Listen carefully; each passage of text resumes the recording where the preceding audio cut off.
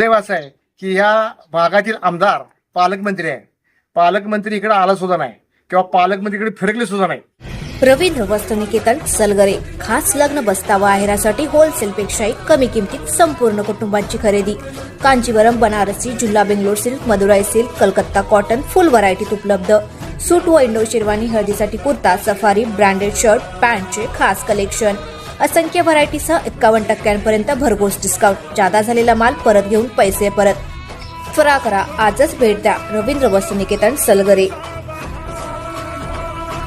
प्रत्येक बातमीतील घटनेच्या वास्तविकतेची तुलना थेट पाहत रहा चांगली अपडेट. सलगरेत पावसाने काही दिवसांपूर्वीच केळीच्या बागेचे नुकसान झाले होते. या नुकसानीची पाहणी आज शिवसेना नेते सिद्धार्थ उर्फ सिद्धेश्वर जाधव, सलगरेचे माजी सरपंच सुरेश कोळेकर, शिवसेनेचे नंदकुमार जाधव यांच्यासह अन्य मान्यवरांनी केली. यावेळी बोलताना सिद्धार्थ जाधव म्हणाले की इतकी मोठी हानी होऊन देखील पालकमंत्री या भागाकडे फिरकले नाहीत. या शेतकऱ्यांचे मोठे नुकसान झाले असून लवकरात लवकर या नुकसानीचा पंचनामा करून मदत द्यावी असे आवाहन त्यांनी यावेळी केले. सलगरमध्ये काल मोठ्या प्रमाणावर वादळी पाऊस झालेला आहे आणि वादळी पावसामुळं या शेतकऱ्याच्या हातातोंडाला आलेले पीक सोमनाथ आनंदपुरे यांनी गेली 2 वर्ष कष्टातून ही बाग उभा केली होती आणि आता 1 महिन्याभरातच त्यांची ही बाग जाऊन त्यांना 1-2-4 लाख रुपयाचं उत्पन्न येणार होतं. पण काल वादळी पावसामुळं जवळजवळ 300-400 झाडं पडल्यामुळं ह्या शेतकऱ्याचं प्रचंड नुकसान झालेलं आहे आणि बऱ्याच लोकांनी येऊन पाहणी केलेली आहे. काल पंचनामाही तलाठी मॅडमने केलेला आहे. तरी आम्ही शेतकरी म्हणून किंवा गावातील एक नागरिक ग्रामपंचायत म्हणून आमची एकच अपेक्षा आहे की असा जर आघात होत असेल तर शासनाने त्यांच्याकडे वेळेत लक्ष द्यावं आणि वेळेला मदत करणं गरजेचं. हातातोंडाला आलेलं पीक गेल्यामुळं आणि फार नुकसान झालेलं आहे. पण आता पडलेल्या पिकाचा त्याचा काहीच उपयोग होत नाही की ते नेऊन उकरंडे टाकण्याशिवाय पर्याय नाही.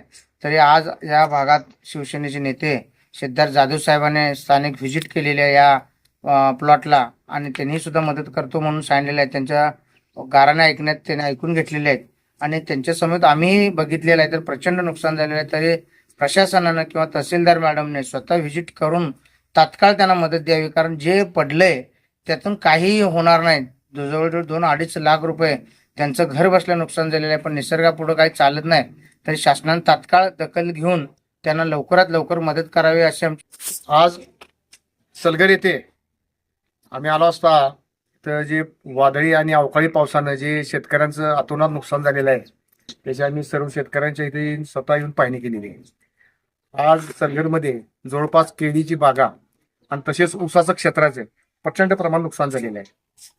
हे जे पंचनामे काल झालेत असं कळलेलं आहे आम्हाला, परंतु पंचनामे फक्त कागदावरून उपयोग नाही. ते पंचनाम्याचा मोबदला शेतकऱ्याच्या खिशात पडण्यासाठी महत्वाचा आहे. आज ह्या शेतकऱ्याची जवळपास 1.5 ते 2 एकर केळीची बाग पूर्ण मुळासकट ह्या वादळी वाऱ्यानं उद्ध्वस्त झालेली आहे आणि जवळपास जर ह्या बाजार मूल्यानं जर आपण त्याचं जर मोजमाप केलं किंवा त्याचं मूल्यांकन केलं त्या केळीचं कमीत कमी 2.5 ते 3 लाख रुपयाचं नुकसान झालेलं आहे.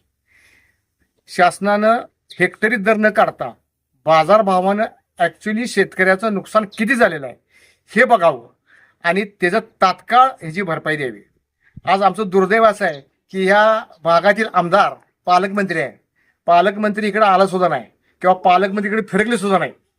पालकमंत्र्यांना थोडं भान पाहिजे होतं की या शेतकऱ्यांच्या मतावरच आज आपण निवडून आलेलं आहे आणि आपण आज पालकमंत्री झालेला आहे. त्यांनी तात्काळ इथं कुठं असं ते येणं गरजेचं होतं. या भागात त्यांनी शेतकऱ्यांना दिलासा देणं हे पालक या नात्यानं त्यांचं कर्तव्य आहे, परंतु ते कर्तव्य करण्यात काय त्यांची कसोर आहे हे दिसत नाही एकंदरीत. तरी माझी शासनाला आणि तहसीलदारांना ही विनंती आहे की शेतकऱ्यांना तात्काळ भरपाई द्यावी आणि भरपाई ही फक्त कागदावर हेक्टरी कुठं 10,000 15,000 म्हणजे तोंडाला पाणी न पुसता बाजार भावानं त्या शेतकऱ्याचं खरं नुकसान किती झाले हे पाहावं आणि कमीत कमी 2.5-3 लाख रुपये एकरी हा केळीला भाव द्यावा, त्याचं नुकसान भरपाई द्यावी ही माझी एवढी शासनाला विनंती.